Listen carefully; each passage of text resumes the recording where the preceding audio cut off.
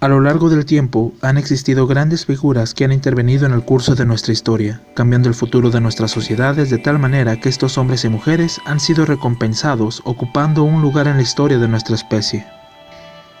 Los aportes realizados desde las distintas disciplinas han hecho progresar nuestro mundo entero, ya sea religiosa, moral, militar, filosóficamente, en el campo de la medicina y de la ciencia desde sus raíces. Personajes que han trascendido por el coraje de sus ideas, la fidelidad a sus creencias y el fervor que aplicaban a sus proyectos, el corazón que pusieron al realizar grandes actos que aun costándoles la vida han dejado precedente de su grandeza, una marca en la historia que jamás podrá ser borrada, que después de miles de años desde su existencia, sus palabras sean recordadas y recitadas para emular la sabiduría y las enseñanzas que desde antaño hasta nuestros días han garantizado el progreso.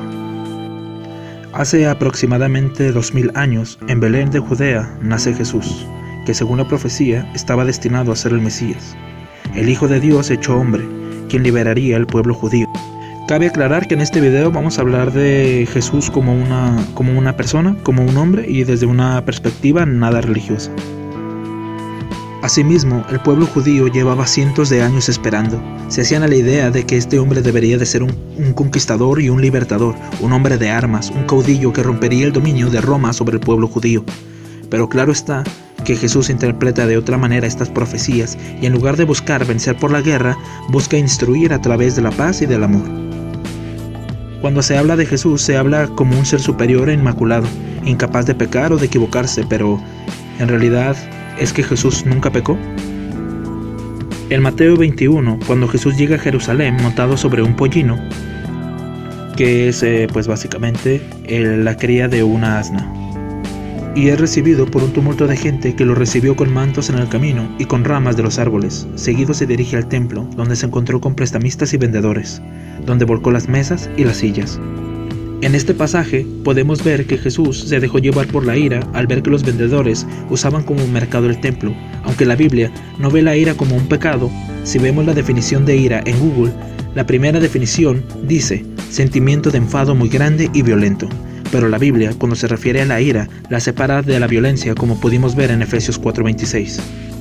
En la cual dice que aunque sientas ira, no peques, dando por hecho que a través de la ira se puede llegar a un pecado, el cual, por deducción, podemos decir con certeza que es la violencia, es decir, que la ira no es un pecado, pero sí la violencia. También se dice que pese a que la ira no sea un pecado, se debe de prescindir de ella, en Salmos 37:8.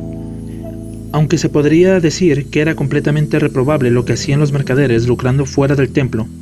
pues en esta cultura eran muy celosos con el tema de la fe. Podríamos decir que también estuvo mal el actuar de Jesús, pues también en la Biblia dice: entonces, Jesús, pese al enfado que tenía, no debió de actuar tan precipitadamente, pues viendo el mal que hacían estos mercaderes, decide correrlos a través de la violencia. Aunque sé que estos argumentos pueden ofender a una persona creyente, creo que es menester mencionar que pese a que creo que Jesús pecó en esta ocasión, no desmerita todo su trabajo, pues es por demás brillante y valiente. Yo lo veo como un gran hombre que en lugar de elegir el camino de las armas, opta por la paz y el amor, y así, predicándolo toda su vida, en tiempos donde la guerra parecía ser una de las muy pocas opciones para conseguir un fin. También hay que mencionar que Jesús es uno de los primeros personajes en considerar al género humano igual, al menos ante los ojos de Dios. Pero estamos hablando de tiempos donde la aristocracia era considerada por encima de todo, donde un rey jamás sería considerado igual a un humilde aldeano, una prostituta o una persona lisiada o ciega. Pues Jesús prescindió de ese criterio y siempre llevando el mensaje de la paz,